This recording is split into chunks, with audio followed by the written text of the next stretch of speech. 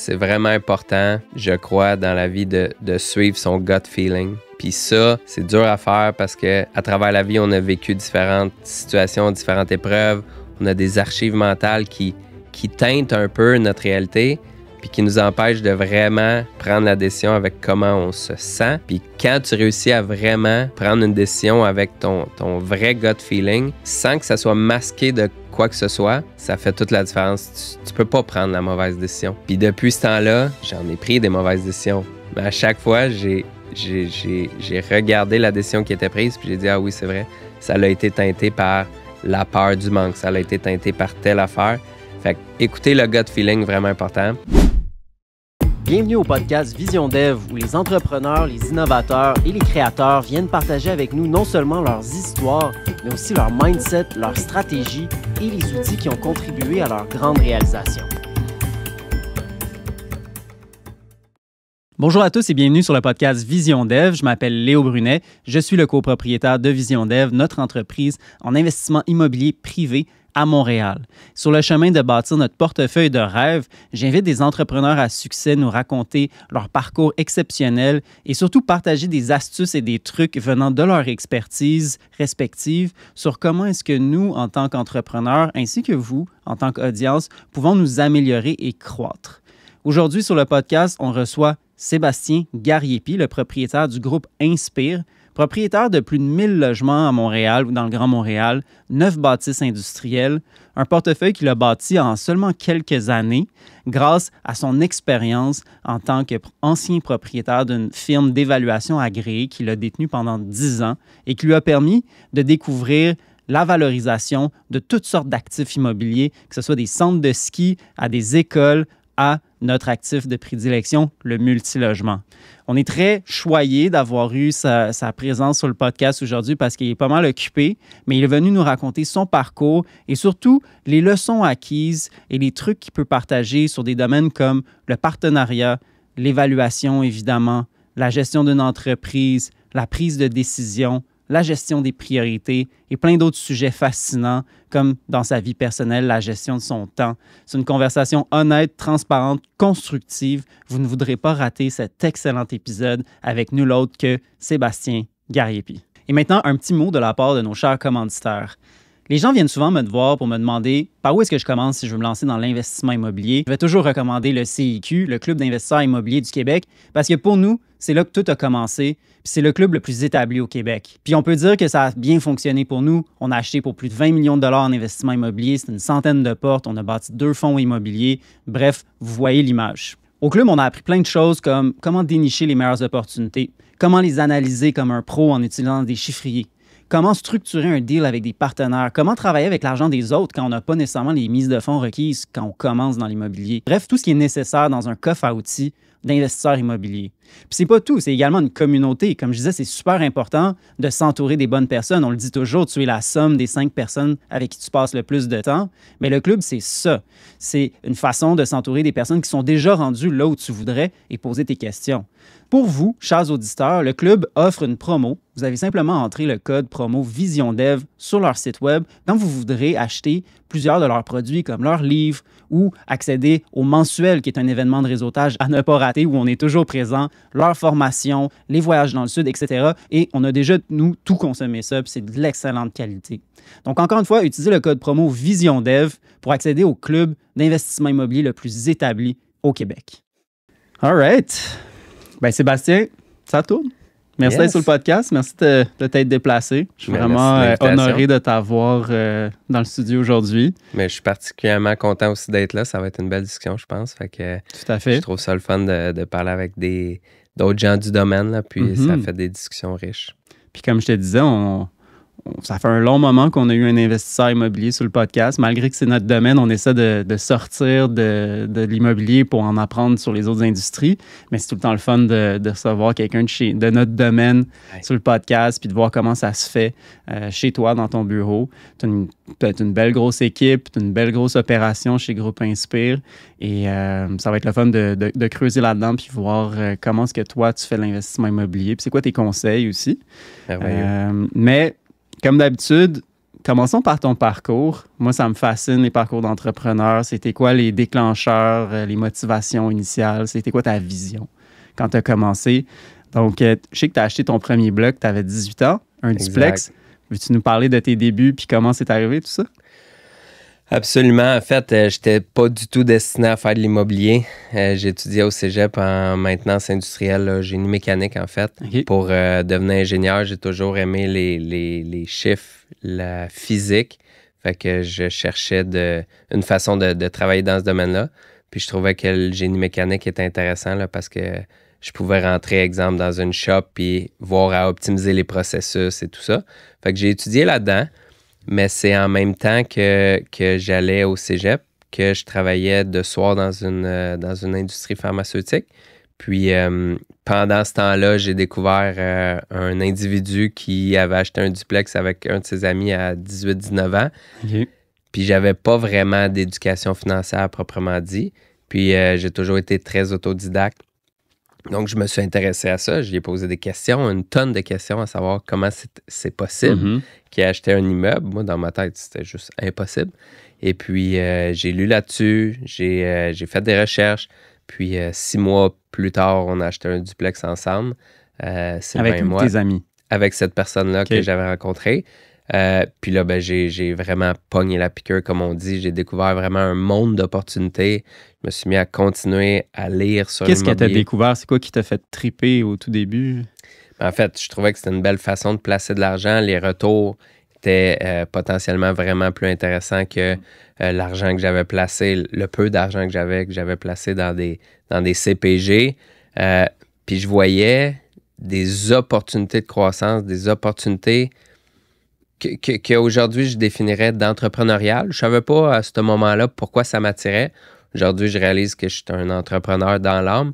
Fait que ça a permis de nourrir ce volet-là de ma personne. Tu t'es découvert comme entrepreneur en même temps. Exactement. Puis, tu te souviens, c'est quoi les opportunités que tu voyais qui t'inspiraient dans l'immobilier à ce moment-là? C'était quoi ta vision? Ben, en fait, au départ, comme beaucoup de gens, c'est d'atteindre l'indépendance financière, là. Donc, à ce jeune âge-là, ben, j'avais déjà, comme je disais, j'avais un travail, j'allais à l'école, j'allais devenir ingénieur, faire un salaire. Là, je voyais qu'avec l'immobilier, ben, tu pouvais acheter différentes propriétés qui te génèrent un revenu. Ouais, tu peux avoir une deuxième carrière en parallèle qui est même peut-être plus payante encore que la principale. Ben, c'est ça. À ce moment-là, je le réalisais peut-être pas à 100%, mais je voyais une belle façon de bâtir un fonds de retraite. Fait que c'est comme ça que ça a commencé. Cool. Puis, qu'est-ce que tu as fait pour te former à ce moment-là? C'est quand même une étape importante au début. Est-ce que tu avais cette personne-là dans ta vie qui avait déjà fait le move, mais qui n'avait pas nécessairement des décennies d'expérience? Vers quoi tu t'es retourné pour te renseigner? En fait, j'ai lu beaucoup de choses. Là. Je suis très autodidacte dans la vie. Fait que j'ai lu tous les livres là, de Jacques Lépine, par exemple, parce que dans le temps, on recule de 20 ans, c'était à peu près tout ce qui était disponible. J'ai lu des articles sur le marché, je m'informais, j'ai regardé beaucoup de listings, parlais avec des différents courtiers aussi, voir c'est quoi leur opinion du marché. Donc, j'étais très, très, très actif pour assimiler de l'information. C'est comme ça que j'ai travaillé. C'est sûr que c'était à refaire. Aujourd'hui, je prendrais des formations. Là, j'ai étudié pour devenir ingénieur, pour faire ce métier-là, puis j'ai pas étudié pour faire de l'investissement immobilier. C'est un peu le même concept. Ouais. J'aurais dû prendre des formations spécifiques là-dedans pour apprendre. Ouais, aujourd'hui, il y en a beaucoup, mais il n'y en avait pas nécessairement. Il y en avait qu'une, là, pour pas la nommer. Là. Fait que, aujourd'hui, effectivement, il y en a plus. Puis je pense que n'importe qui veut débuter dans l'immobilier, c'est définitivement un bon kickstart. Tu apprends les rudiments, puis les stratégies, tu apprends à développer ton réseau, puis apprendre à comprendre quel genre d'entrepreneur immobilier que tu veux être. Donc, c'est définitivement un no-brainer. Là. Puis tu l'as-tu fait, ta formation d'ingénieur, finalement? En fait, c'est ça, j'ai fini ma technique en maintenance industrielle au cégep. Puis là, ben, après ça, j'hésitais, avant de connaître l'immobilier, j'hésitais à savoir est-ce que je vais faire un bac ensuite en génie mécanique ou je m'en vais directement sur le marché du travail. Finalement, le parcours a été tout autre. J'ai acheté le premier immeuble pendant que je faisais ma formation au cégep. Et puis, ben là, j'ai dit, wow, attends une minute, là, il y a un course correct. J'ai commencé à regarder quelle formation professionnelle ou en entrepreneuriat je peux prendre. Puis là, j'ai regardé les formations au HEC. Fait que là, j'étais allé faire des certificats au HEC en gestion d'entreprise, gestion financière, parce qu'au même moment, par la suite, là, c'est là que j'ai parti ma compagnie d'évaluation. Fait que je trouvais ça super pertinent. J'apprenais des trucs sur les ressources humaines le soir à l'école. Puis le lendemain, je l'appliquais dans mon entreprise. Donc, je trouvais ça super intéressant. Fait que c'est un peu comme ça que j'ai fait mon université. C'est de soir. Puis le jour, je travaillais sur ma business d'évaluation. Fait que c'est en achetant ton premier bloc que tu as décidé que tu allais travailler pour toi-même dans le futur. Puis tu allais bâtir ta propre entreprise. Puis qu'il n'y avait plus de retour en arrière. C'est quand même cool. Oui, c'est sûr que pendant les achats des premiers immeubles, j'avais un travail quand même. Tout autre, là, j'ai été serveur dans des restos parce que c'était quand même payant pour ce que c'était. C'est comme ça que tu as réussi à accumuler la mise de fonds pour ta première acquisition? Un peu. Avant ça, j'ai travaillé dans le paysagement aussi. C'est juste que j'ai toujours travaillé en même temps que j'allais à l'école. Fait que ça m'a permis de ramasser un petit peu d'argent. Pas des fortunes, mais quand même un petit peu d'argent. Puis là, j'achète un premier immeuble, deuxième immeuble, troisième immeuble pour me rendre compte dans le temps que ça va être un bon plan de retraite, mais que c'était pas un travail au quotidien. En tout cas, pas dans ce temps-là. Puis c'est là que j'ai dit, quel métier je pourrais faire pour m'aider à progresser dans l'immobilier. Puis c'est là que je trouvais qu'évaluateur, c'était super intéressant. Tu apprends à connaître les valeurs des immeubles, les différentes classes d'actifs.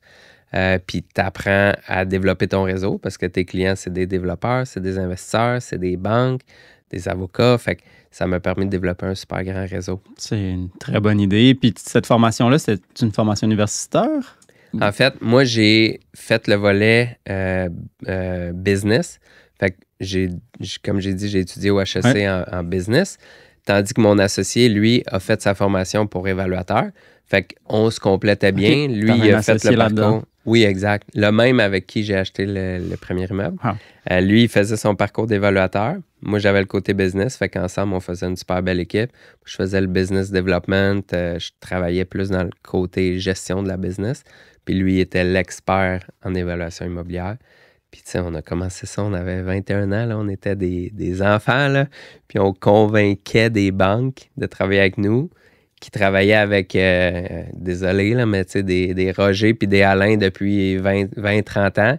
Puis nous, on réussissait à les déloger puis prendre la place dans le marché. Fait que j'étais quand même super content de ça. Qu'est-ce que tu penses qui vous a permis de vous faire votre place, justement? Qu'est-ce qui vous distinguait malgré votre jeune âge et jeune expérience à ce moment-là? Très franchement, la première institution qui nous a fait confiance, c'était probablement par pitié ou parce qu'on poussait, puis on dit « OK, on va les essayer ». Persévérance, tu sais, mais après ça, on donnait du bon service, vraiment.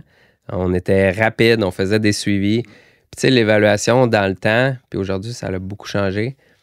Tu sais, c'était justement des gens qui étaient un peu assis sur leur laurier, qui faisaient la même chose depuis toujours. Nous, on arrivait à des rapports plus denses, des rapports plus complets. On expliquait, on allait faire des formations dans les institutions. On prenait le temps avec les directeurs de compte de leur expliquer. Vous alliez former les banquiers. Oui, exactement. On leur proposait des lunch and learn. On arrivait avec du Tim Hortons, puis on faisait une présentation sur comment on évalue un immeuble commercial. Fait que là, eux, ils voyaient tout le upside d'apprendre avec nous en même temps. Fait que là, après ça, puis on se débrouillait bien en développement des affaires. Fait que après ça, ils voulaient travailler avec nous. Fait que nice. On avait quand même un bon flair. Puis ça, c'est quelque chose que tu avais déjà. Tu penses que c'est ton initiative, ton instinct, ou il y a des choses là-dedans que tu as appris aussi dans toutes tes formations sur comment développer ta business? En fait, le volet business development, je pense que je l'avais en moi. Là. Tu sais, à travers le temps, là, j'ai fait différents tests de personnalité. J'étais un introverti dans la vie, mais je suis tellement business-driven, je suis tellement drivé par des objectifs que quand j'ai un objectif, j'ai l'air extraverti parce que il y a juste l'objectif qui compte. Fait que je pousse pour que ça marche. Fait que voilà, je pense que c'est un peu inné. Là. Mm-hmm. Cool. Fait que tu as runné cette business-là pendant 10 ans? Ouais, 10 ans, c'est ça. Puis ça ressemble à quoi l'évolution de cette business-là en 10 ans? Ouais, dans le fond, on a commencé, comme je disais, à environ 21 ans, puis on était super jeunes, on était trois partners, puis pas d'employés, puis là, tranquillement, on a engagé. En 7 ans, on a monté à une vingtaine d'employés. Fait que, tu sais, pour des jeunes entrepreneurs, je trouvais ça quand même cool. Mais moi, j'avais plus d'ambition que ça. Et puis, à un certain moment, il y a une plus grosse firme de Montréal qui était en recherche de relève, qui nous a approchés. Puis là, moi, j'étais comme, wow, c'est l'opportunité pour nous de devenir une plus grande firme, puis de vraiment accomplir tout ce qu'on veut faire, développer des nouveaux produits, se lancer dans des nouveaux trucs plus technologiques. Fait qu'on a fait un peu en fait, on a fait un merge, un due diligence, oui. Après ça, on a mergé ensemble. OK. Puis ça s'est pas tout à fait passé comme je pensais. Donc, un merge. Donc, vous les avez pas achetés. En ils fait, vous ont c'était pas un acheté. merge. C'était un partenariat. C'était un partenariat, mais l'objectif, c'était qu'eux, ils regardaient pour un exit. Fait que sur 5 ans, l'objectif, c'était de les racheter puis de prendre la boîte. Mais un, il y avait beaucoup de partners. Deux, je suis pas sûr qu'ils étaient prêts tant que ça à laisser aller le contrôle tout de suite. Fait que ça s'est pas passé exactement comme on voulait. Nous, on voulait redynamiser la chose, aller plus vers des outils technologiques. Puis quand il venait le temps de faire les changements, ça s'opérait plus ou moins. Mais aussi, je me suis placé dans un siège de directeur général parce que je croyais que c'est la bonne chose à faire. Mais le rôle d'un directeur général, c'est de gérer une business. Moi, j'étais un entrepreneur, j'étais un gars de développement des affaires. Puis d'être placé dans ce rôle-là, finalement, je me suis rendu compte que c'était pas du tout ça que je voulais faire. J'étais pas mauvais, j'étais probablement loin d'être le meilleur, mais j'avais pas de fun. Mm-hmm. Fait qu'après 1 an, j'ai réalisé que pourquoi je retourne pas faire du développement immobilier à temps plein, chose que j'aime. Tu sais, j'aime faire des nouveaux projets et tout, développer des choses. Et puis après 1 an, j'ai décidé de quitter l'aventure puis de me concentrer dans l'immobilier. C'est un art de faire des pivots, là. On en parle dans le podcast, j'en ai entendu quelques-uns des bons, puis c'est important de savoir les faire au bon moment, puis de ne pas rester coincé dans le mauvais siège trop longtemps, là. C'est des années perdues. Puis c'est jamais confortable sur le moment, puis tu sais, des fois, il y a des choses qui arrivent, puis tu te dis c'est la fin du monde, puis avec le recul après, c'est la meilleure chose qui ne peut pas t'arriver. Fait que non, effectivement, sur le coup, ça a été difficile. J'ai eu des nuits que j'ai pas dormi, puis j'étais là, wow, comment j'annonce ça aux partners, comment ils vont réagir, qu'est-ce qui va arriver financièrement. Mais j'ai pris le leap of faith, j'ai fait ce que je ressentais qui était la bonne chose à faire en tant qu'entrepreneur. Je me suis carrément lancé dans le vide. Puis après ça, ben, quand j'ai fait cette annonce-là, j'ai eu 1001 personnes qui m'ont approché pour dire « Hey, tu pourrais faire ci avec... Tu pourrais faire ça avec moi, tu pourrais faire ci avec moi, tu pourrais faire... » J'avais 1001 options. Puis là, j'ai vraiment pris un step back pour réfléchir à ce que j'avais vraiment envie de faire. Puis j'étais allé un soir à un événement, puis j'ai fait « Aïe, moi, ce que j'aime, c'est faire des projets. » là. Fait que je suis revenu ce soir-là de l'événement immobilier, puis j'ai fait « OK, je sais exactement ce que je vais faire. Je vais prendre des projets immobiliers dans lesquels je peux créer de la valeur. Puis, that's it. C'est ça que je vais faire. » Fait que là, toute la soirée, j'ai écrit mon genre de plan sans que ça soit trop cristallisé. Mais tu sais, j'avais l'idée. Là. Je l'ai écrit.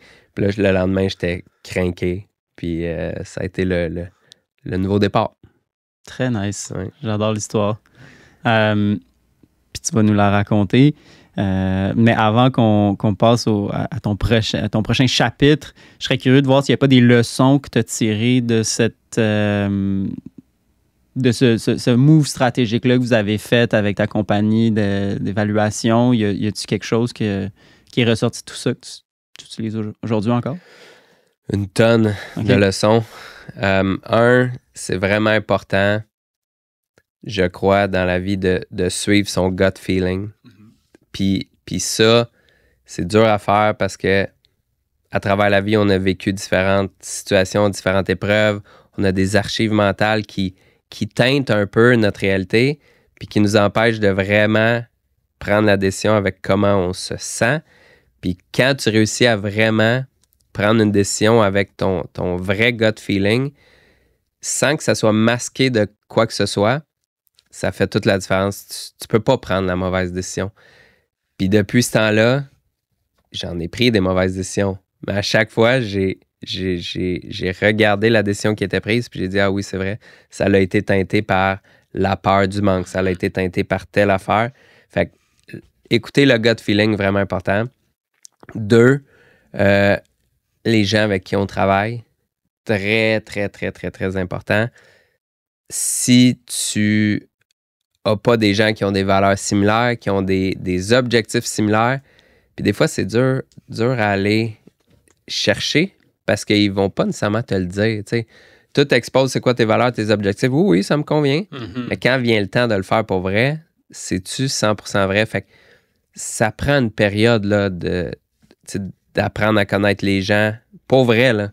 Fait que maintenant, quand je m'en vais pour travailler avec des différents partenaires, oui, on a des rencontres au bureau, mais je m'en vais courir un soir avec. Je veux rencontrer sa famille. On va aller faire un pique-nique le samedi. Je veux vraiment comprendre la personne, c'est qui. Puis là, tu vois s'il y a vraiment un fit. Puis quand tu choisis à travailler avec des gens qui ont un vrai, vrai fit, ça donne des résultats exceptionnels. Fait que je te dirais mes 2 grands takeaways, ça serait peut-être ça. Donc là... Puis tu sais, c'est pas nécessairement le traditional business advice que tu reçois, là. Moi, oui, on va parler de chiffres tantôt puis de trucs, mais ça reste que en arrière d'une business, en arrière d'un investissement, il y a des humains qui travaillent pour make it happen. Ouais. Puis l'humain est la bébête la plus complexe à terre. Fait que c'est vraiment important, je pense, de s'attarder à ça quand on parle business. Là. C'est la partie la plus complexe. Les chiffres, c'est un hard skill. C'est quelque chose qui s'enseigne. On a des outils aujourd'hui qui nous aident beaucoup là-dedans.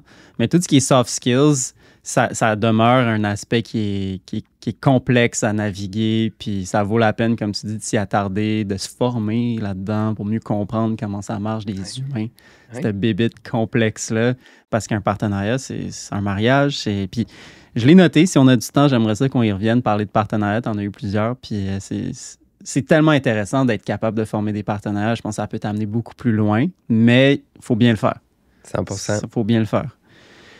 Fait que parle-nous de Groupe Inspire. Tu l'as fondé donc en 2006. C'est ça que j'avais dans mes notes. Un peu plus la date exacte, là, mais ça fait 7 ans environ que j'ai recommencé à faire de l'investissement ça fait presque immobilier. 2006. Ma date n'est pas bonne.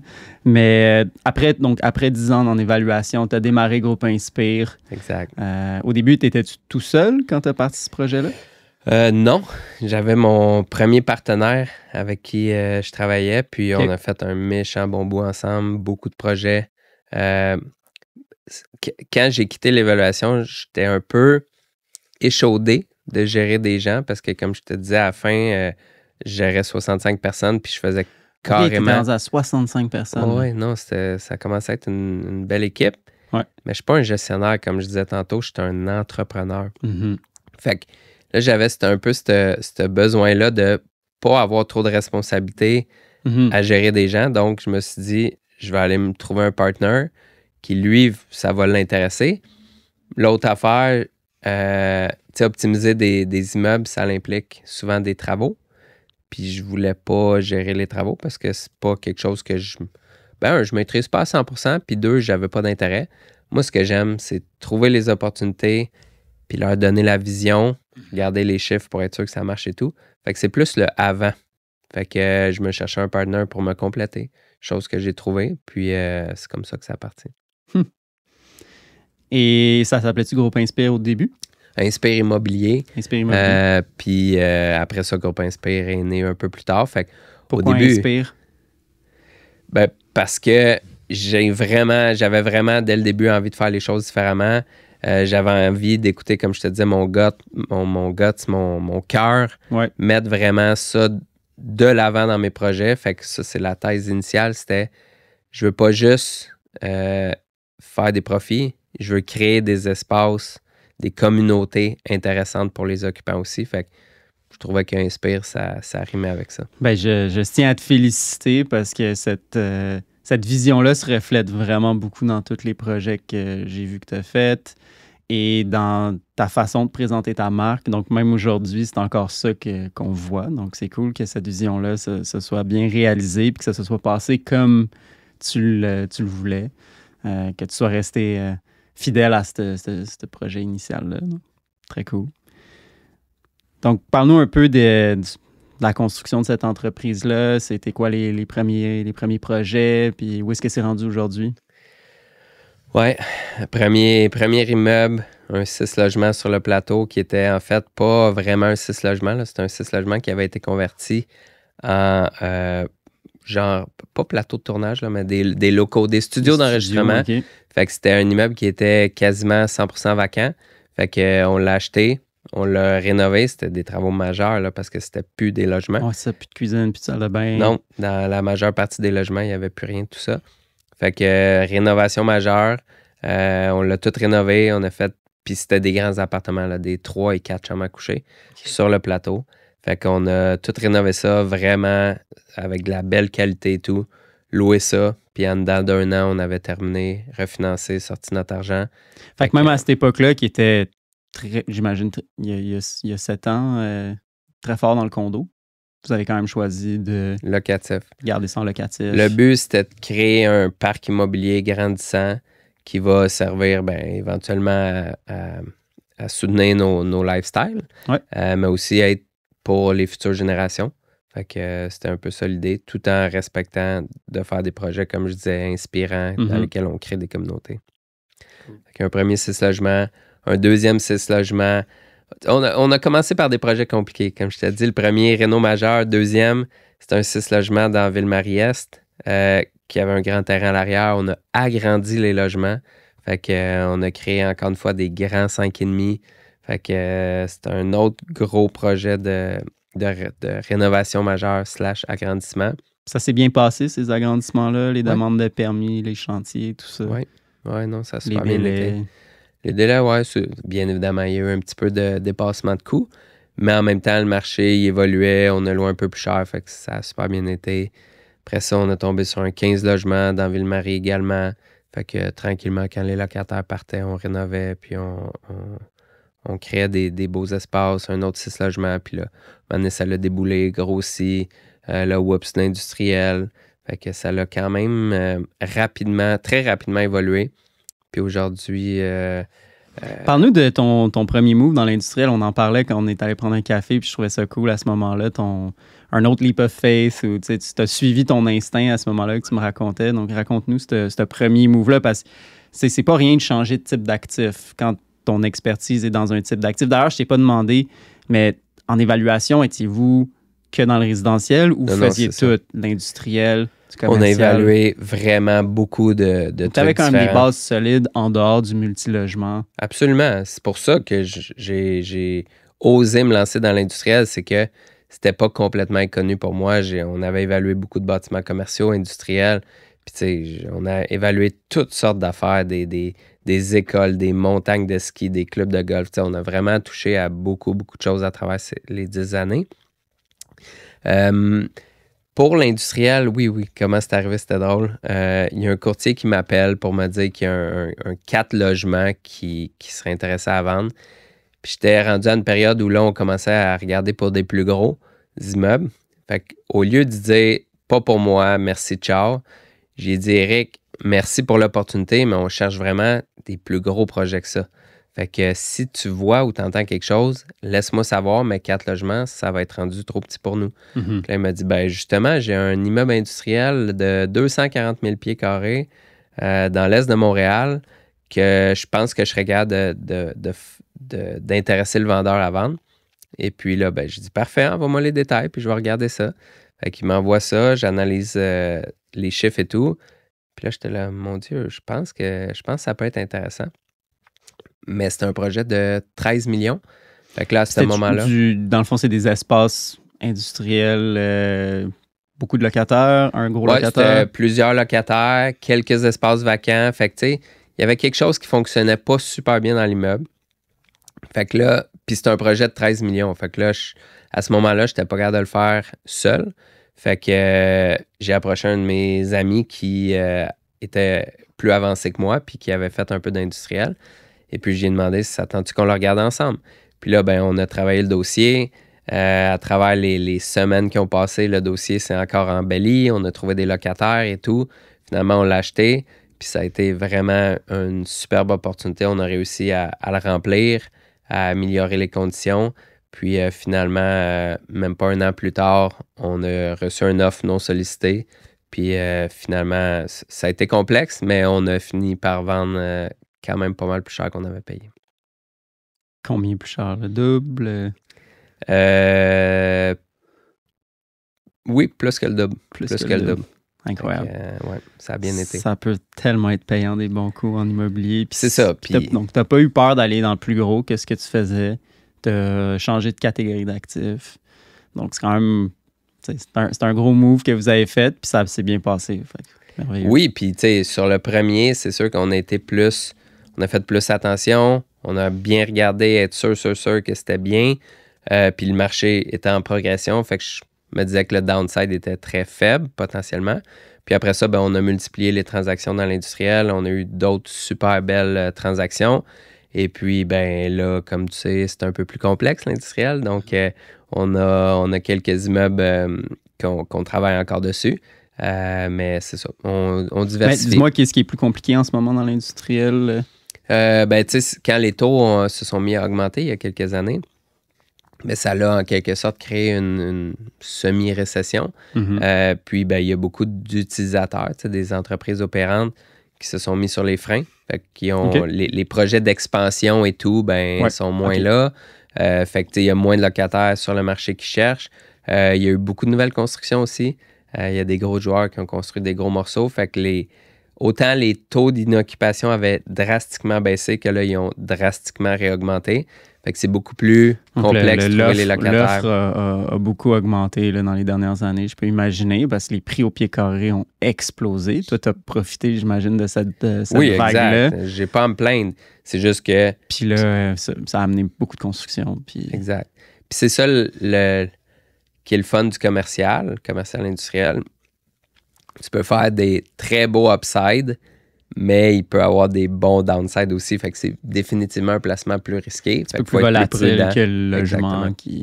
Exact. Pour ça que j'aime avoir un équilibre dans le portfolio entre le résidentiel puis le commercial pour gérer ce risque-là, dans le fond. Mm-hmm. OK. Fait que je te laisse continuer sur le parcours de Groupe Inspire. Quelles ont été les autres étapes jusqu'ici?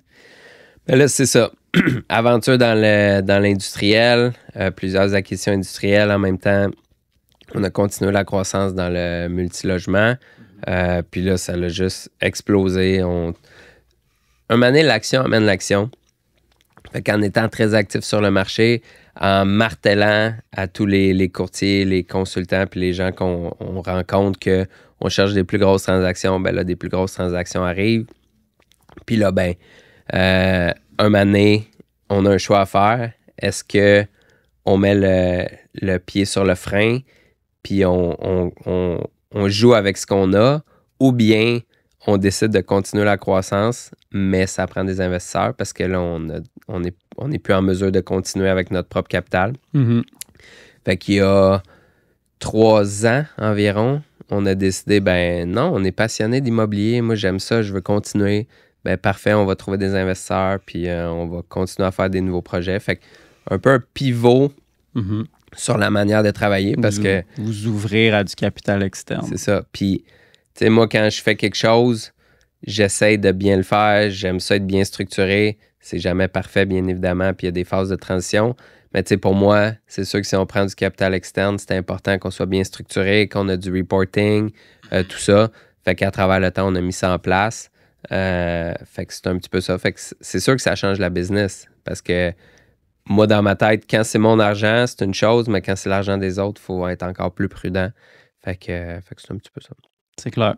Comment est-ce que vous avez structuré ça au début, acquérir du capital externe? C'était toujours dans des incorporations, sociétés en commandite?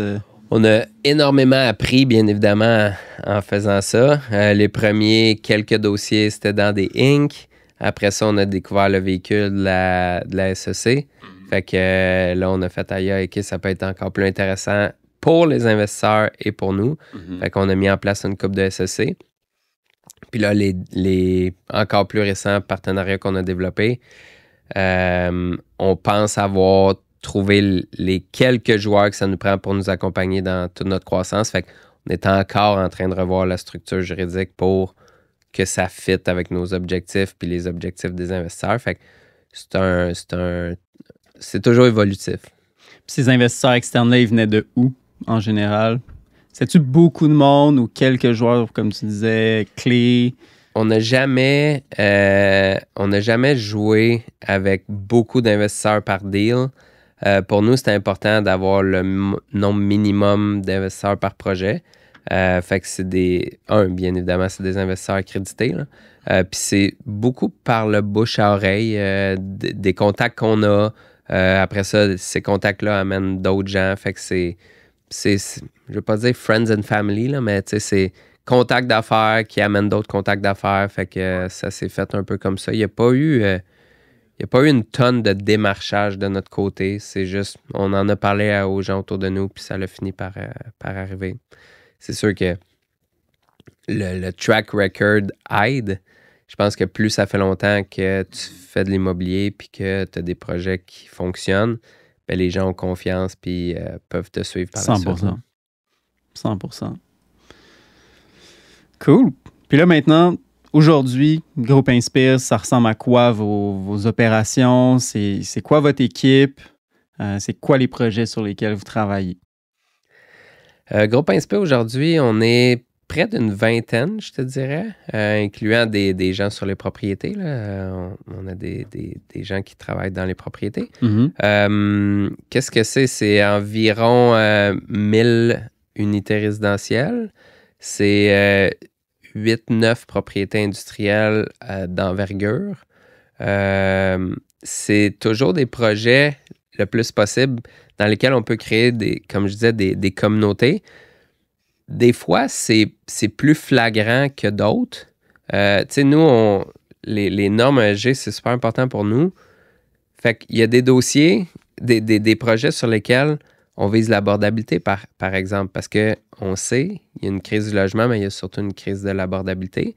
Fait que quand on peut faire des projets dans lesquels on amène de l'abordabilité, bien pour nous, ça a un impact positif. Ouais. Fait que si Vous on avez le fait, vous avez fait votre part. Exact. Fait que chaque projet est vraiment différent. Il y a des projets qui sont comme notre projet District Lupel qui est beaucoup plus flagrant, beaucoup plus flyé en termes de création de communautés durables. Il y en a d'autres que c'est un peu plus sobre parce qu'on vise l'abordabilité. Fait que c'est très, très, très variable. C'est sûr que dans les derniers mois, on a acheté plusieurs propriétés multirésidentielles dans lesquelles on veut justement juste changer la manière de gérer l'immeuble, apporter un peu plus de touche humaine auprès des locataires, tranquillement revamper les espaces. Ça ressemble à quoi, ça, amener une touche humaine en tant que propriétaire immobilier? Bien évidemment, c'est pas tous les propriétaires qui travaillent de la même façon. Il y en a que leur immeuble est clairement une imprimante à argent, puis c'est correct. Mais pour vous, c'est quoi votre c'est ça, votre mais touche? je fais la nuance, c'est que c'est sûr que quand quelqu'un, son immeuble, ce n'est que pour un rendement financier. Un ATM. Un ATM, c'est ça. Va pas gérer l'immeuble de la même manière. Puis il va pas nécessairement s'occuper des locataires de la même manière. Nous, oui, il faut que le projet soit rentable. Mais après ça, quand on a des demandes de locataires, on veut les traiter le plus rapidement possible, régler ça. On va pas faire attendre un locataire pour faire attendre un locataire. De plus en plus, oui, les demandes sont faites par courriel ou via un portail, mais après ça, il y a souvent un appel pour comprendre le problème, la gravité, on peut t'aider rapidement, pas rapidement. Fait qu'il y a une touche humaine qu'on rajoute. Puis après ça, ça passe aussi par l'immeuble. Fait que tu sais, juste des fois revamper les aires communes, c'est pas un gros investissement, mais ça améliore la qualité de vie des locataires. Tout à fait. C'est tous des petits détails. L'entretien, rendre l'espace digne. Là. Puis ça se fait souvent pas du jour au lendemain. T'sais. Ça dépend, on prend l'immeuble où. Des fois, on achète des immeubles qui sont déjà super bien entretenus ou d'autres que l'entretien est très, très, très déficient. Mais là, ça prend un temps à mettre ça en place, établir les priorités puis agir. Fait que notre but, c'est juste de constamment améliorer la qualité de vie des locataires par nos actions. T'sais. Cool. Cherchez-vous encore de l'industriel? Faites-vous un peu de commercial ou c'est surtout le multirésidentiel votre focus en ce moment? Toujours très ouvert à toutes les classes d'actifs. C'est sûr que l'industriel, en ce moment, on regarde. On est beaucoup plus prudent dans nos analyses. Fait que ça va prendre le bon produit au bon endroit pour qu'on en rachète avec les bons locataires. Multi-logement, c'est comme, pour nous, c'est la partie facile. C'est ça qu'on fait depuis toujours. Fait que oui, on continue à regarder activement dans le multi-logement. Commercial, on en a très peu, mais on regarde. Fait que tout dépendant des opportunités qui viennent à nous. Fait que on n'a pas de critères précis. C'est juste, voici l'opportunité qui vient à nous. Est-ce qu'elle respecte nos critères dans lesquels on peut créer quelque chose de sharp? Puis financièrement, est-ce que les chiffres fonctionnent? Ben oui. Puis c'est oui, on va de l'avant.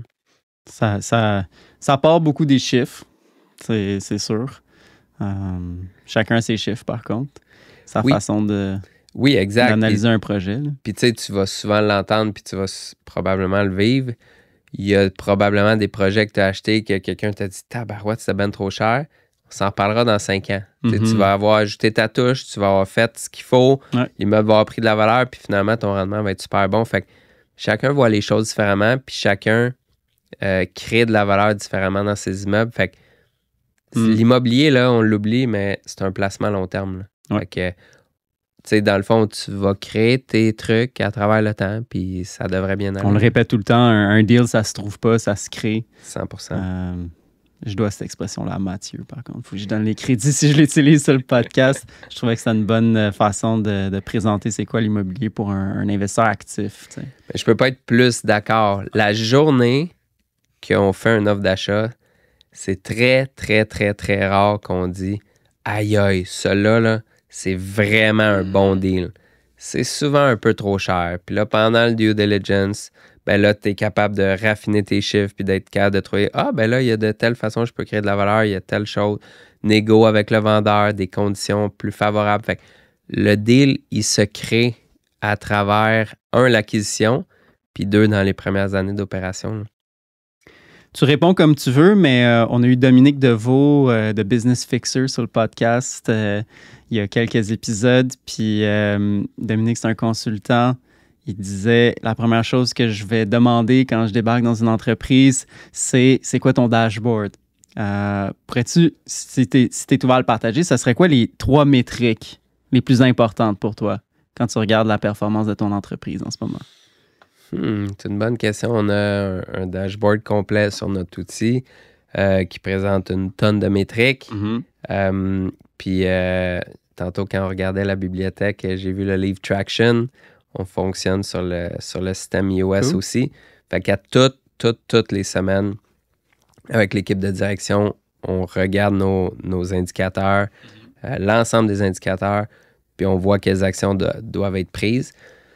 Si je devais en choisir 3, très bonne question. Pas obligé d'en choisir 3 si c'est pertinent que ça soit plus ou moins. Là. Non, mais je réfléchis parce qu'on en regarde plus d'une vingtaine là, à chaque semaine. Fait que j'essaie de voir les plus pertinentes puis de couvrir le plus important. C'est sûr que le taux d'occupation est quand même drôlement important dans notre business parce qu'on a un finite number de choses qu'on peut vendre. De revenus si potentiels. Si on a un mauvais mois, le mois d'après, on ne peut pas en vendre 2 fois plus comme si on vendait des balayeuses. Là. C'est intéressant. Fait que le taux d'occupation est super clé parce qu'un mois de perdu, il est perdu à jamais. Là. Un mois de loyer perdu, il est perdu à jamais. Taux d'occupation. Après ça, de manière plus générale, c'est sûr que le ratio prêt-valeur est important en immobilier. Là. Savoir t'es hypothéqué à combien de pourcents dans ton parc, parce que ça détermine un peu la santé financière actuelle, mais aussi en fonction de ce qui s'en vient, comment tu es exposé ou pas à un risque.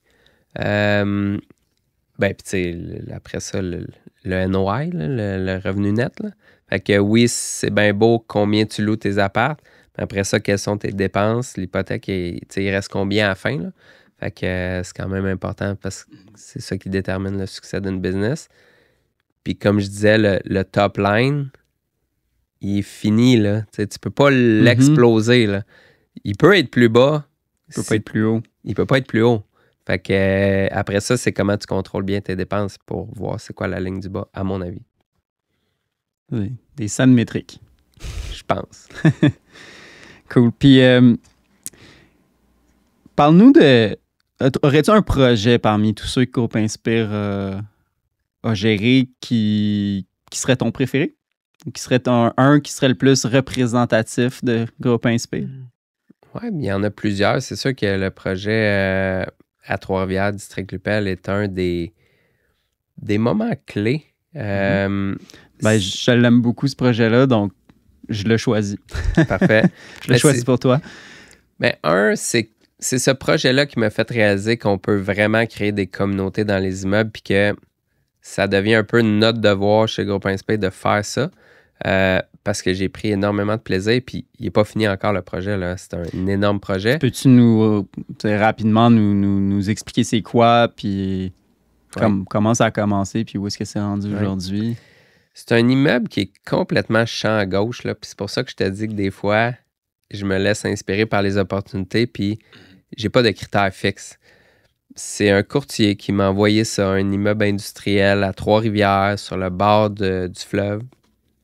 Un immeuble quand même assez grand, là, 360 000 pieds carrés de bâtiment sur un terrain d'1,4 million de pieds carrés. Une ancienne usine de Cascade qui est désaffectée depuis 2 ans au moment de l'acquisition. Et là, en théorie, j'aurais même pas dû aller visiter l'immeuble parce que c'est loin, c'est pas dans mon champ d'expertise et tout. Mais j'ai eu un feeling, fait que j'étais allé le visiter. Puis je suis sorti de cette visite-là à la fois terrorisé et inspiré.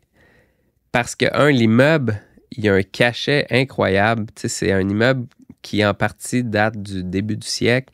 Un immeuble en briques rouges. Il est vraiment beau, là. Il y a quelque chose. C'est gigantesque. C'est sur le bord du fleuve. Il y a une cheminée. C'est une cheminée en briques. C'est majestueux.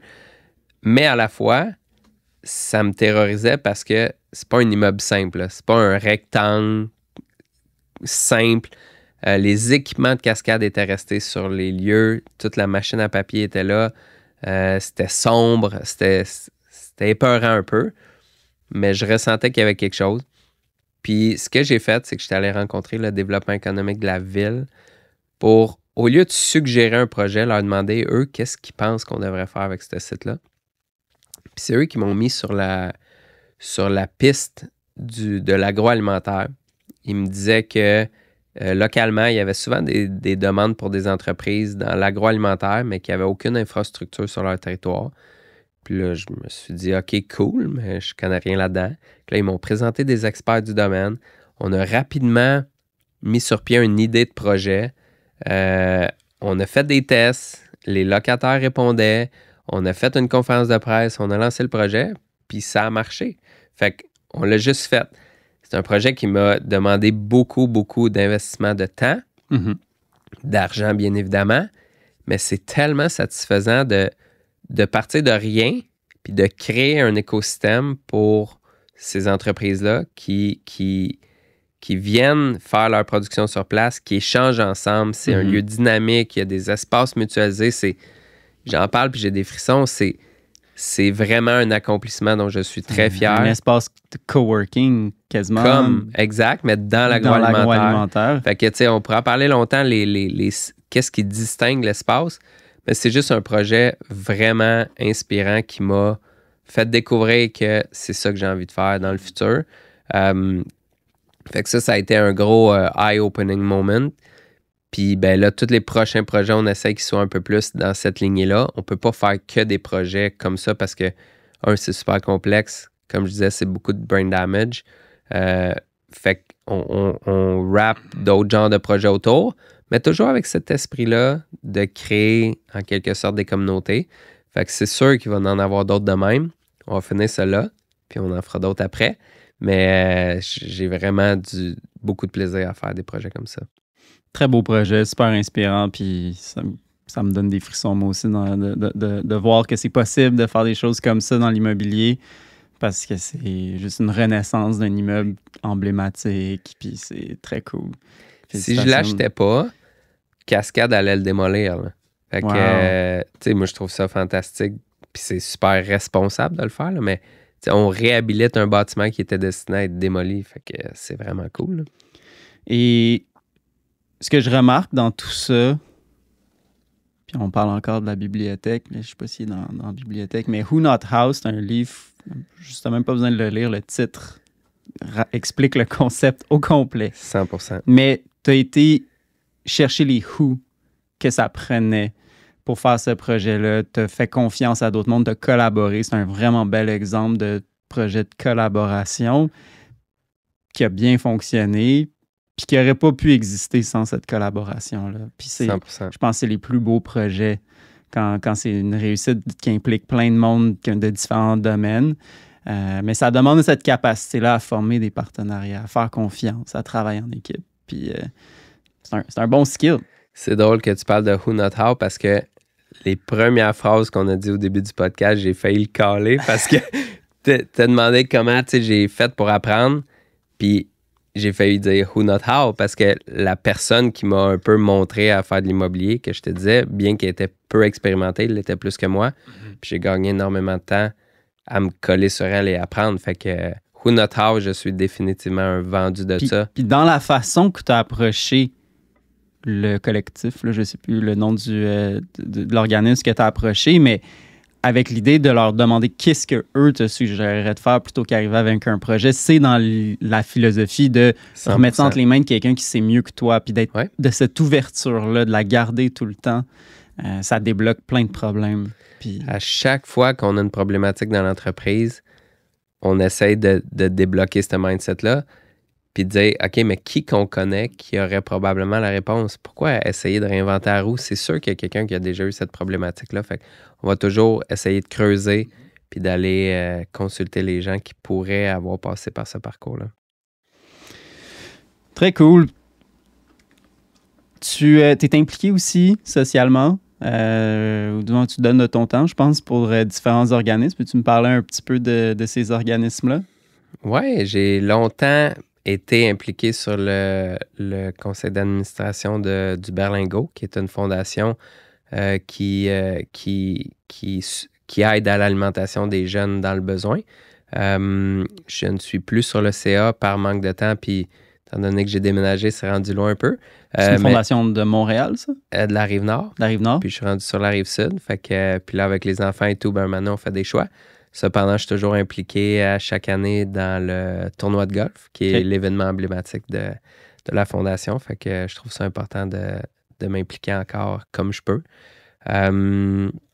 Après ça, Foncier solidaire, qui est un organisme qui cherche à créer du logement abordable, mais d'une toute autre façon. En fait, c'est un peu complexe, là, la méthode qu'ils utilisent, mais il y a un démembrement de propriété. Puis de la façon que c'est fait, c'est qu'on est capable l'organisme achète des terrains à prix raisonnable pour après ça être capable de les développer. Vu que c'est un OBNL, des fois, on est capable d'aller chercher plus de densité. Puis construire avec un général qui est aussi un OBNL, donc avec très peu de profit. Fait que ça fait des unités qui sont abordables. Puis, on perpétue dans le temps l'abordabilité là, par différents mécanismes. Fait que c'est des unités... Est-ce que ça devient des coops ou c'est détenu par l'OBNL? En quelque sorte, c'est des coops. Les gens sont propriétaires de leur unité, mais... Puis là, je ne rentrerai pas dans les détails légaux. Là. Je ne suis pas la meilleure personne placée pour l'expliquer. Mais c'est qu'il y a un mécanisme dans lequel que si jamais la personne veut vendre, la valeur est capée. Mm-hmm. Donc, ça va rester perpétuellement abordable dans le temps. Est-ce que tu vois dans ça une potentielle solution à plus grande échelle? C'est quelque chose qui se fait déjà en Europe. Ici, c'est relativement nouveau. Il y a un premier projet qui s'est fait dans le coin de Donham, en Estrie. Puis là, il y a d'autres projets sur lesquels on essaye de donner une vision puis faire arriver les choses. Fait que, dans le fond, il y a un premier test qui a été fait, puis après ça, là, on continue pour essayer d'amener ça, je ne veux pas dire à l'échelle, parce que c'est pas l'objectif, mais de multiplier un peu les projets pour créer plus d'impact. Fait que la mission de l'organisme, c'est de réfléchir justement à des nouvelles manières de créer de l'abordabilité. Exactement. C'est intéressant de se regrouper pour penser à ça. Ouais. Il y a tellement de façons de structurer les choses. Oui, puis il faut juste constamment penser en dehors de la boîte, puis amener des nouvelles idées. Puis, tu sais, le directeur général de l'organisme, il a travaillé vraiment, vraiment très, très fort pour pousser les limites de la boîte parce qu'il se faisait dire non à tout égard pour le financement, tout ça parce que c'était pas standard. Mais finalement, il a persévéré puis il a réussi à le faire arriver. Donc, Juste créer des précédents. c'est ça. Puis c'est comme ça qu'il faut faire. Là. Sinon, ben, c'est le statu quo puis on ne change rien. Mm-hmm. Cool. Puis tu as participé au Forum québécois cette année? Au Forum de l'immobilier. Oui, je pense que c'est la 3e ou 4e année. Fait que je trouve ça... c'est vrai? OK. Oui. Ah, excuse. Ouais. Non, c'est le fun. Je trouve ça... Tu sais, souvent on va au forum puis on voit les grands de ce monde qui font des conférences et tout.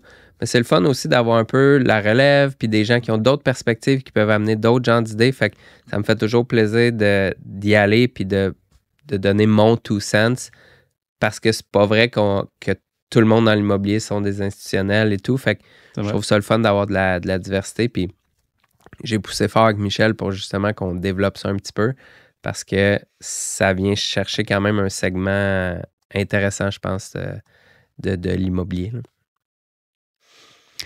Tout à fait d'accord.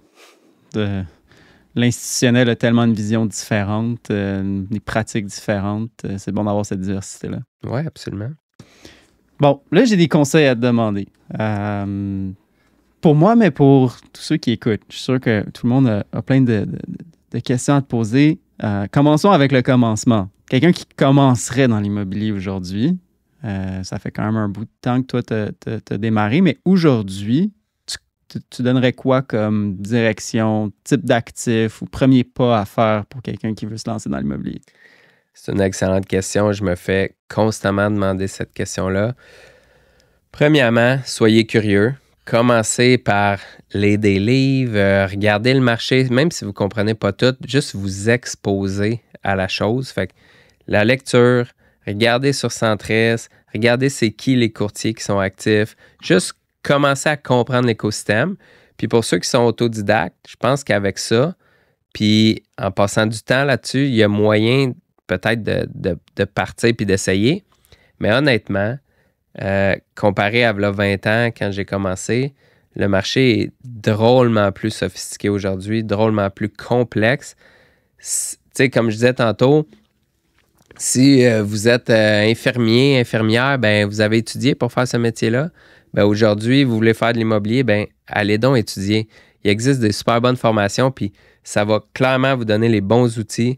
Vous allez développer votre réseau, parce que l'immobilier, ça ne se fait pas tout seul. Fait que vous allez développer votre réseau, puis vous allez clairement gagner du temps parce que vous allez voir c'est quoi toutes les erreurs potentielles, les trucs potentiels, puis ça va définitivement accélérer votre parcours. Fait que formation, c'est sûr et certain. C'est un bon conseil. On est gradué de formation, nous autres aussi, puis je veux dire, ça accélère tellement ton apprentissage et ça te fait rencontrer beaucoup de monde qui sont sérieux et impliqués dans le domaine, qui peuvent t'épauler là-dedans. Ben encore le principe du who not how. Tu sais, c'est niaiseux, mais tu vois, ces formations-là, il va y avoir des avocats en immobilier, des gens en financement, toutes sortes de professionnels qui sont des experts dans leur domaine. Quand tu vas arriver pour faire ta transaction, tu vas avoir besoin de ces gens-là. Pourquoi pas sélectionner des gens qui sont spécialisés en multilogement, qui en ont vu d'autres, qui vont vous accompagner pour être sûr que la transaction va être un succès? Dans ma tête, c'est un no-brainer. Là. Pour toi, est-ce que quelqu'un devrait commencer dans le multi avant de peut-être toucher à d'autres choses éventuellement, ou quelqu'un pourrait commencer dans l'industriel ou le commercial ou même la construction neuve? C'est une excellente question. C'est sûr que le multi est peut-être un peu plus accessible quand on commence, puis plus stable aussi dans le temps. Fait que, c'est sûr que moi, je suis une personne... Je suis pas un grand fan des risques. Il y en a qui prennent des grands risques en faisant des projets différents. Cool. Moi, les risques sont calculés, à mon avis. Fait que c'est sûr que moi, personnellement, je pense que c'est plus sage de commencer dans le multilogement. Puis après ça, si ça va bien puis vous avez le goût d'explorer d'autres choses, allez-y, mais c'est un autre monde. Là. Mm-hmm. C'est des bonnes bases. Puis, ben, juste un taux de vacances... qui est assez bas. Là. Oui. C'est pas le commercial, c'est pas n'importe quel autre type d'actif. Exact. Parlons de partenariat. Je vais qu'on prenne un peu de temps pour ça. C'est simplement, je pourrais te demander, c'est quoi les conseils que tu aurais à donner sur former des bons partenariats sains, Ouais. les bonnes raisons?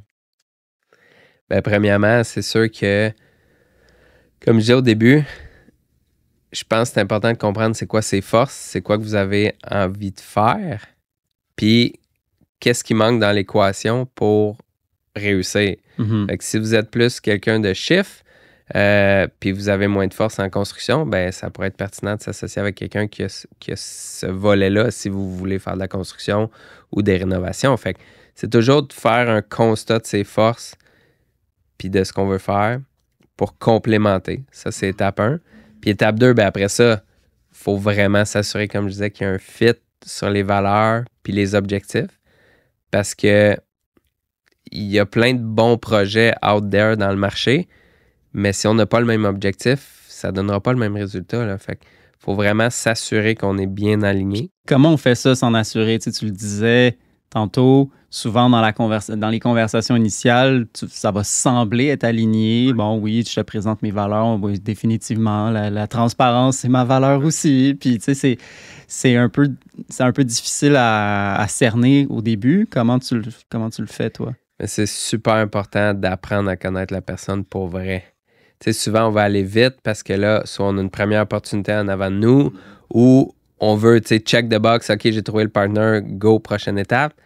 Mais il faut apprendre à connaître l'humain vraiment plus en détail.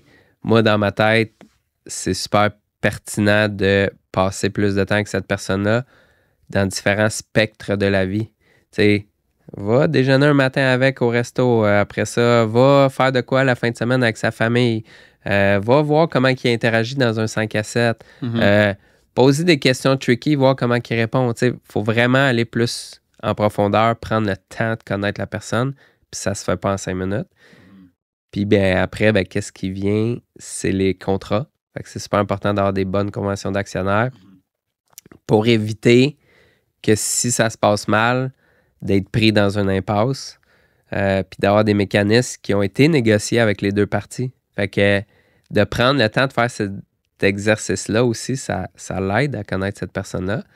Puis pendant que ça va bien, c'est le temps de mettre les limites puis les paramètres pour quand ça ira moins bien. C'est inconfortable, mais il faut le faire. Ben oui, parce que c'est le meilleur exact. moment. Ben oui. Après, quand tu tombes dans une situation de conflit, ça devient très, très difficile Exact. de trouver des ententes raisonnables. Exact. Tu nous as parlé à plusieurs reprises d'utiliser ton gut feeling. Je trouve ça super intéressant. L'intuition, c'est un concept flou pour beaucoup. Donc, comment est-ce que tu as appris à utiliser ton gut feeling? Comment est-ce que tu sais reconnaître ton gut feeling? Comment tu lui donnes une voix? C'est une bonne question.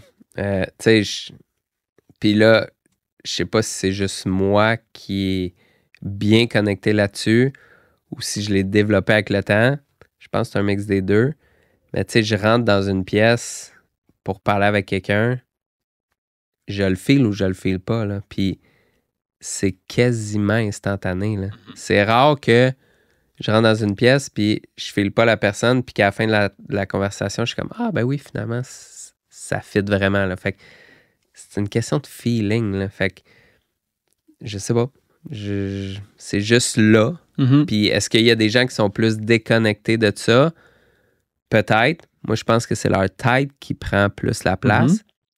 Tu parlais un peu de la méditation dans ta pratique quotidienne ou je ne sais pas quelle fréquence, mais c'est tous des éléments qui nous ramènent dans notre corps. Je pense que le feeling, le gut feeling, c'est dans le ventre, c'est dans le corps, il faut sentir ton corps. Puis déjà, tu sembles avoir une pratique autour de ça. Parce que quand on est dans notre tête, on sent moins notre corps. Ah, clairement. Ça gèle. 100%. Puis c'est par des peurs, des mécanismes de défense et tout. Puis ça va rare. Tu sais, c'est important là, de l'écouter aussi, mais ça reste que ton corps, il réagit pour une raison, généralement. C'est de reconnaître la peur, de reconnaître l'instinct de survie, de reconnaître la pression sociale. C'est tout correct, c'est des choses que tu sens. Mais c'est de savoir les distinguer. Exact. Faire comme non, mais mon feeling, c'est ça. Exact.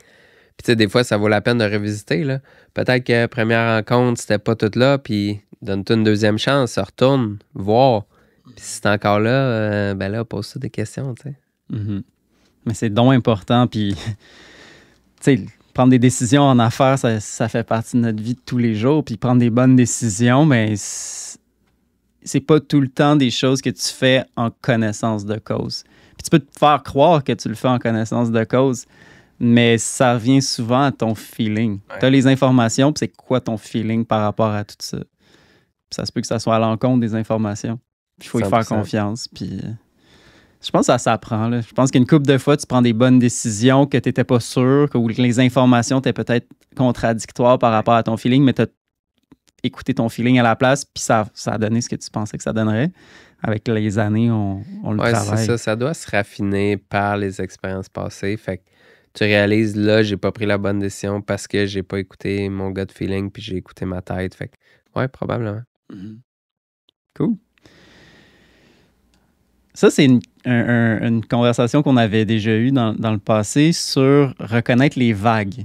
Puis tu me disais, probablement que tu vas me dire encore que c'est ton feeling qui t'a amené à reconnaître qu'il y avait une vague dans le marché, puis que ça t'a amené. Mais parle-moi un peu de cette capacité-là que tu as développée de sortir du mainstream puis voir qu'il y a un mouvement dans une direction. Dans ce cas-là, c'est peut-être plus un peu data-driven. Il y a peut-être un peu d'intuition, mais généralement, c'est quand même data-driven. L'exemple de l'industriel, ben, je m'intéresse à une première opportunité, je regarde le data, les taux d'inoccupation sont en train de baisser, les transactions se font à 60-75 $ le pied carré, la première opportunité que j'ai devant moi est à 40. Quels sont les indicateurs économiques du moment? Tout est green light, ça va super bien dans l'économie. Fait que les compagnies sont sûrement plus en croissance qu'en décroissance. Il y a des espaces vacants, mais là, un an, ben, la vacance était plus élevée, là, elle l'est moins. On devrait être plus capable de louer. Fait qu'il y a un trend. Mm-hmm. Puis là, ben, whoops, le commerce en ligne à cause de la pandémie, tout ça. Fait que, tu regardes tout ça, puis tu dis, je pense que quand je connecte tout ça ensemble, je suis capable de créer un trend que ça va s'en aller par là. Fait que c'est un peu comme ça. Dans d'autres moments, le multirésidentiel, un peu avant que les taux se mettent à baisser, récemment, là, j'étais comme, là, les taux sont élevés. Ça fait quand même un petit moment. Il y a des gens qui veulent vendre, qui doivent commencer à être tannés de ne pas vendre parce que là, les taux sont trop élevés, ils n'obtiennent pas la valeur qu'ils veulent. Dès qu'on sent que la vague repart vers le bas, un peu des taux, c'est le temps. Fait que je me rappellerai toujours, c'était en novembre 2023, que là, j'étais comme, en début d'année, d'après moi, ça va se remettre à baisser un peu. Puis, fait que là, j'ai parlé à plein de courtiers que je connaissais. J'étais là, détaille donc tes dossiers des 12 à 18 derniers mois que tu n'as pas réussi à vendre, puis ça m'intéresse. Fait que là, il y en a plusieurs qui ont rappelé des dossiers qui n'arrivaient pas à vendre. Puis on dit, j'ai un nouvel acheteur. Et puis, j'ai mis 4 propriétés sous contrat avec un temps de vérification diligente un peu plus long qu'à l'habitude. Puis là, whoops, en début d'année, les taux se sont mis à descendre. Puis c'est des propriétés qu'on a closées avant le fameux 24 juin, là, l'histoire du changement du gain en capital. Ouais. Puis là, les taux, okay. cette année-là. Et là, les taux, ils avaient quand même baissé pas mal. Puis là, on a finalement acheté Bridge parce qu'on n'avait pas le temps d'aller à SHL à cause du 24 juin. Puis là, les taux ont continué à baisser. Puis finalement, 2-3 mois plus tard, on a closé SCHL. Fait que j'ai cru qu'il y avait quelque chose qui s'en venait. J'ai betté dessus. Puis ça a payé parce que j'ai réussi à acheter ces 4 propriétés-là à un bon prix que si j'avais attendu à l'été, ben oublie ça, là, ça se serait vendu plus cher. Fait que c'est un peu une lecture de l'économie puis de où ça s'en va avec un peu de gut feeling. Je pense que c'est de bien analyser les chiffres, comme tu dis, puis de faire confiance à ton analyse. Ouais. Là. C'est de tout le monde va pas dans cette direction-là, mais on dirait que toi, tu as une information que personne d'autre a, que tu as comme interprété, puis c'est de se faire confiance. Puis voir si ça marche. J'en ai à l'infini des exemples de même. Là, j'ai d'autres amis qui ont fait des transactions dans différentes classes d'actifs parce qu'ils voyaient telle data, puis finalement, ça a été des coups de circuit.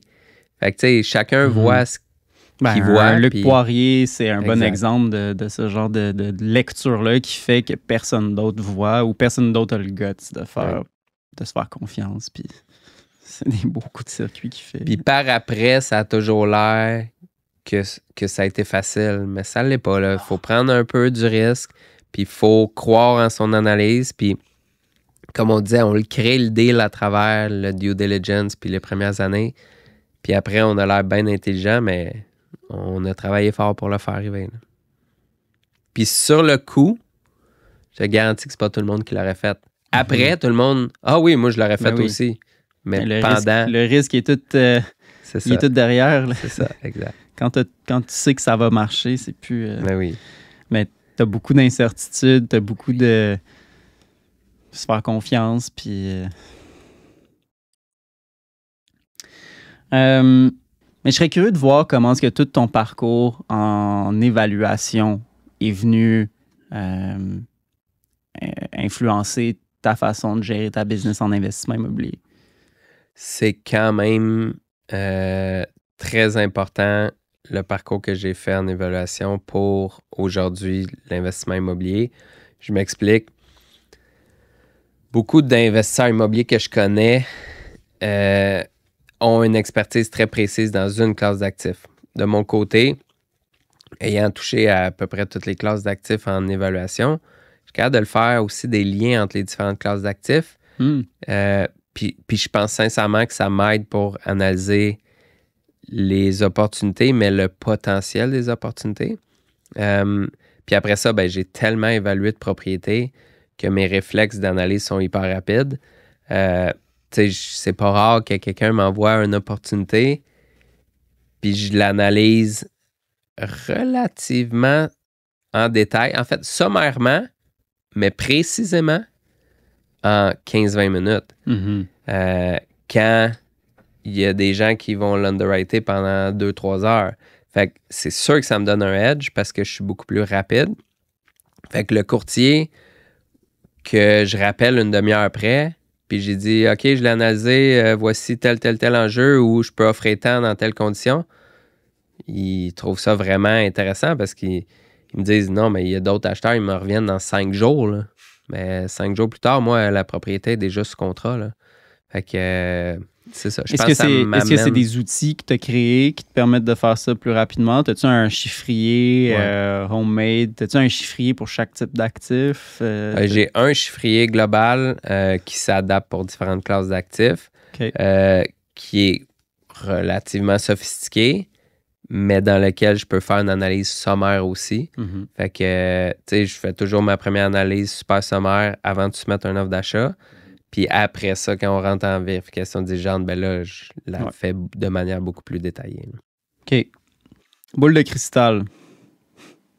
APH, dans 1 an, c'est rendu où selon toi? Aïe, bonne question. Même les plus grands économistes se trompent.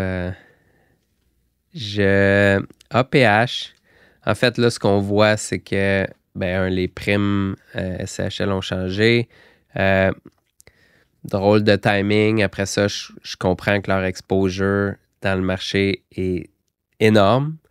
Donc, je pense que c'est contre-productif par rapport à la crise du logement puis la crise de l'abordabilité, bien évidemment. Mais c'est une gestion de risque probablement requise dans 1 an. Dans 1 an. 1 an ou 2, mais dans à court terme, où est-ce que ça serait rendu selon toi? C'est quoi la direction? Ce que j'aimerais voir, c'est sûr que pour le volet construction, il va falloir trouver des solutions. Là, parce qu'on dit qu'il manque de logements abordables, mais en rajoutant constamment le fardeau sur le développeur, qui ultimement se répercute à l'utilisateur final, qui a malheureusement une capacité maximale de payer, avec tout ce qui se passe en ce moment, on ne favorise pas la construction, là, et surtout pas l'abordabilité. Fait qu'il faut que quelque chose change. Fait que qu'est-ce qui pourrait être fait de la part de la SCHL dans les prochaines années pour faciliter ça? J'en ai aucune espèce d'idée, mais il faut faire de quoi. Ce que je pense toutefois qui va arriver dans les prochaines années, c'est que je crois que la SCHL risque de resserrer encore certains critères. L'augmentation de primes est une chose, mais je pense pas que ça pourra rester comme c'est là parce que, tu sais, c'est pas long qu'on fait le calcul. Si on réussit à soumettre un dossier APH-SELEC à 95 % de ratio prêt-valeur avec la prime, le montant du prêt devient supérieur à la valeur de l'immeuble. Je pense pas que ça va rester de même pour toujours. Ça fait drôlement peu de sens. Fait que, est-ce qu'il va y avoir des ajustements sur les leviers potentiels? Je pense que oui. Est-ce que ça va être aussi des modifications au niveau du programme en tant que tel, les 3 critères, qui est l'abordabilité, l'accessibilité, puis l'efficacité énergétique? Probablement, parce que le programme n'est pas sans faille. Puis étant donné qu'on veut pousser sur l'abordabilité, est-ce qu'il risque éventuellement de mettre un peu plus de l'avant le volet abordabilité? Potentiellement. Est-ce que c'est ce que je viens de mentionner, des choses que je souhaite? Pas nécessairement, mais j'ai le feeling que ça pourrait être quelque chose qui arrive. Donc, resserrer les critères pour, comme tu dis, maintenir un aspect de leverage qui est sain dans le portefeuille de la SCHL. Et les taux d'intérêt, dans les 12 mois qui viennent. C'est la zone boule de cristal. Ouais. On va te mettre sur le spot l'année prochaine. Puis c'est quand? C'est au forum multi-résidentiel de février que j'avais donné mon takeaway là-dessus, que je pensais qu'il allait avoir 2-3 baisses, si je ne me trompe pas. Il me semble que c'est ça que j'avais dit. Jusqu'à la semaine passée, je t'aurais dit, d'ici la fin de l'année, il va peut-être avoir une autre baisse. Fait que ça serait cohérent avec ce que j'ai dit en février. Même si on se trompe, c'est pas grave. Là.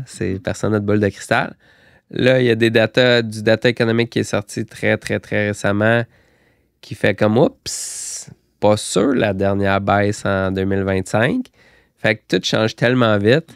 Je pense qu'on va voir peut-être un peu plus de stabilité sur les taux d'intérêt. Hopefully, pas de remontée. Là. Mais les baisses futures, de moins en moins sûres. Mm-hmm. Ça se stabilise. Ouais. OK. Finissons avec quelque chose de plus léger et concret, lifestyle. T'as beaucoup sur ton assiette. Je suis curieux de voir comment est-ce que tu gères ça dans ta vie d'entrepreneur / vie personnelle. T'as des enfants et t'habites quand même loin du bureau. T'habites où encore exactement? En Estrie. T'es en Estrie, puis ton bureau, il s'arrive nord. Ouais. Fait que t'as quand même pas mal de distance à faire, ce qui fait que t'es pas au bureau tous les jours. Non, en fait, je suis une fois par semaine. T'es au bureau une fois par semaine. Au bureau officiel. Mais ma job, c'est de moins en moins d'être dans les opérations. C'est plutôt, justement, le volet acquisition, vision des projets. Puis ce que ça implique, c'est que je vais souvent rencontrer des courtiers, visiter des projets et tout. Fait que je suis peu au bureau. Et le volet réflexion puis donner la vision au projet, ça me prend un pas de recul. Là. Fait que moi, je suis une personne relativement intense. C'est sûr que si je suis au bureau, ben là, il va arriver des challenges dans les opérations puis des choses qui doivent être réglées qui sont importantes, mais que c'est pas là que j'atteins ma pleine valeur. Ouais. Moi, j'atteins ma pleine valeur quand je déniche les bonnes opportunités puis que je crée l'opportunité, comme on disait, puis que j'enligne l'équipe à faire la bonne affaire pour que le projet se concrétise. Fait qu'il faut pas que je sois trop dans les opérations. Mm-hmm. Fait que c'est une bonne chose que ce soit ici. Puis, tu as un partenaire. Donc, il y a quand même quelqu'un au bureau qui instigue le leadership dans l'équipe. En fait, en ce moment, dans Groupe Inspace, je n'ai pas de partenaire. Je n'ai plus de partenaire. J'ai des partenaires financiers dans certains immeubles. J'ai une directrice générale au bureau qui, elle, effectivement, instaure ça. Mais après ça, en gestion immobilière, ben vous savez comment c'est, tu sais, tout le volet gestion immobilière, Il y a beaucoup de choses qui se font sur les immeubles. Fait que, tu sais, les gestionnaires sont sur la route et tout. Fait que c'est plus difficile que ça a peut-être déjà été d'avoir tout le monde au bureau tout le temps, là. Fait que ça, c'est une autre réalité de la gestion immobilière. Donc, tu travailles beaucoup de la maison?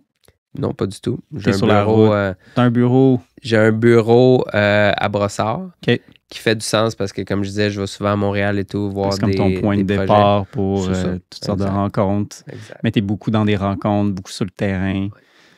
Puis, tu fais-tu pas mal de sport pour garder en shape dans tout ça? Oui, pour moi, c'est super important, le volet bien-être. Je suis très discipliné dans ma vie, là. Fait que, tu sais, on a tous 24 heures dans une journée. Moi, mes priorités, c'est la famille. Après ça, c'est la business, puis le bien-être. Fait que... Dans cet ordre-là? En fait, oui. Okay. Oui. La réalité, c'est que si tu gères bien la business, tu es capable d'avoir le temps pour le bien-être. Fait que, tu sais, je me lève très tôt le matin, je fais ma méditation, je fais mon entraînement. Après ça, je passe un petit peu de temps avec les enfants. Puis après ça, je m'en vais travailler. Puis je reviens généralement pas trop tard. Je passe un peu de temps avec les enfants. Puis s'il faut, après, je retravaille un petit peu avant de me coucher. J'essaye le moins possible, puis au pire, je le fais le matin, parce que c'est sûr que la nuit de sommeil est moins réparatrice quand tu viens de te claquer 1-2 heures d'ordi avant de te coucher.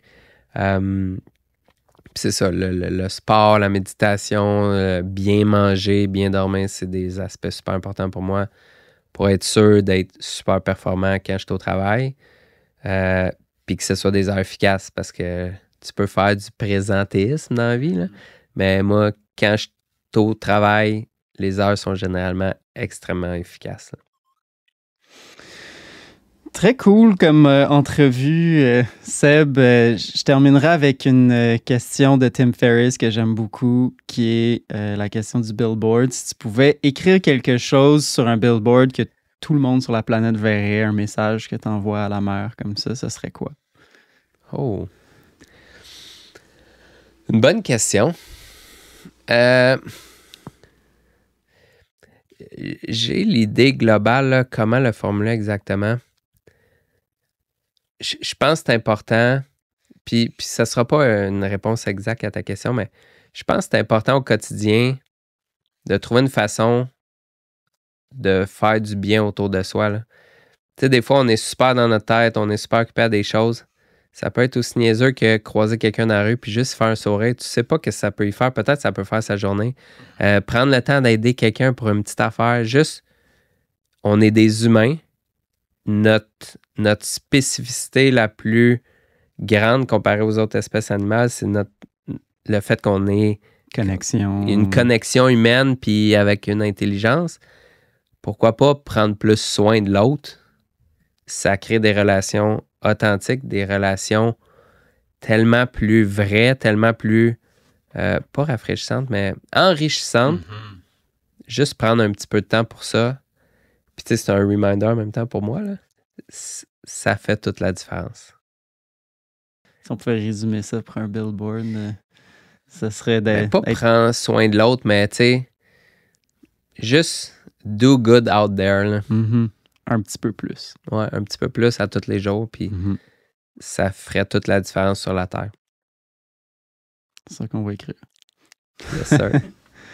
Merci beaucoup, Sébastien. Merci, Léo. C'est une belle entrevue, puis c'est inspirant ce que tu fais. Tu l'as dans ton nom, mais tu l'incarnes bien. Donc, merci bien. Merci pour tous tes conseils. Ben, merci à toi pour l'opportunité, puis c'était vraiment très cool. Notre podcast est propulsé par le CIQ, le Club d'investisseurs immobiliers du Québec, là où tout a commencé pour nous. Utilisez le code promo VisionDev sur leur site web pour des rabais exclusifs. Alors, voici un autre épisode qui se termine. J'espère que ça vous a plu. Si c'est le cas, allez mettre un like, abonnez-vous, laissez-nous un 5 étoiles sur Spotify. Ça nous ferait super plaisir d'entendre vos commentaires. Et n'hésitez pas d'entrer en contact avec nos invités. Ça leur fait plaisir d'échanger avec vous. Donc, sur ce, je vous souhaite à la prochaine, puis un grand merci d'avoir écouté cet épisode.